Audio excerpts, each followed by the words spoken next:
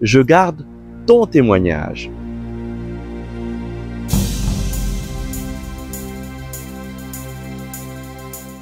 Le Christ est ressuscité. Chers amis, bonjour. Nous sommes en mission à l'île Maurice, dans ces lieux merveilleux, pour annoncer la parole de Dieu. Et aujourd'hui, nous méditons sur ce passage du psaume 119 au verset 22.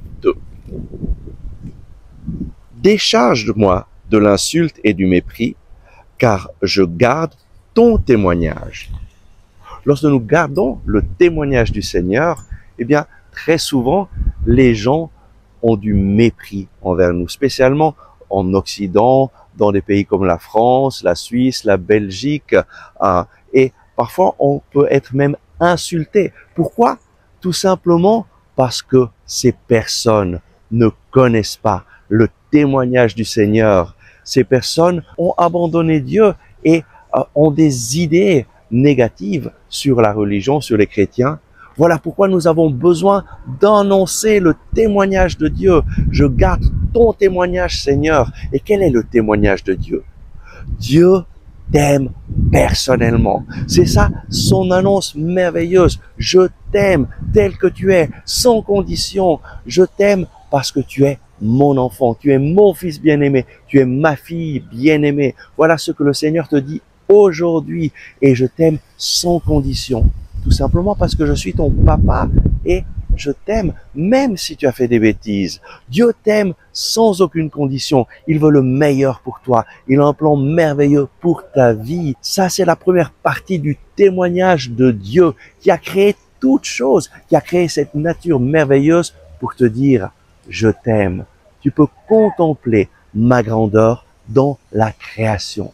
Malheureusement, nous tous, nous avons répondu négativement à l'amour de Dieu. Tous, nous nous sommes fourvoyés, nous nous sommes éloignés de Dieu.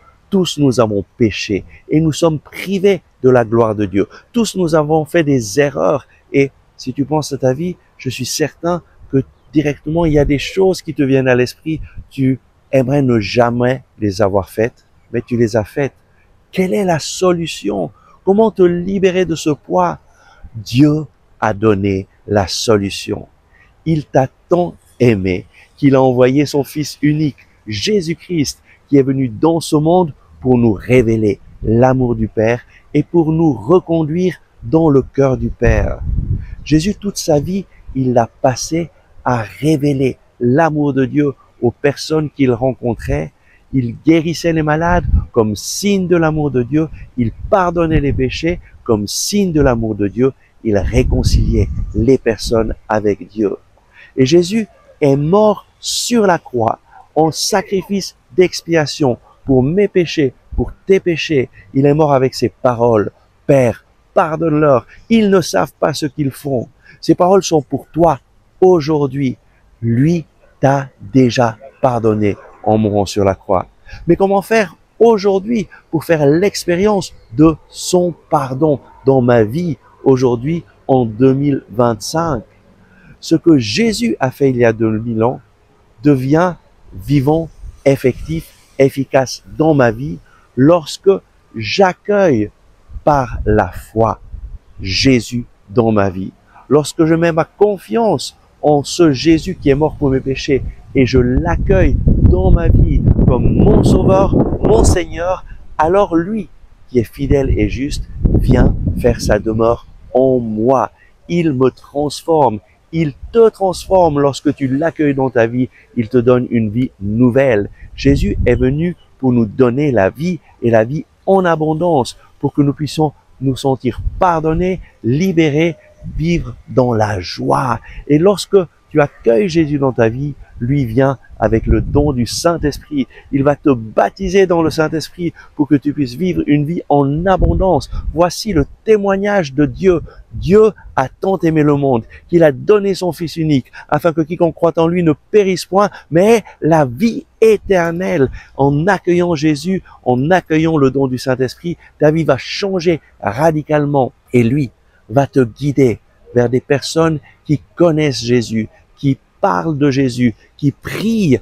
Alors, tu pourras ensemble grandir dans la foi. Tu as besoin d'autres personnes qui connaissent Jésus, qui t'aident à grandir dans la foi, qui t'aident à prier, qui t'aident à connaître la parole de Dieu.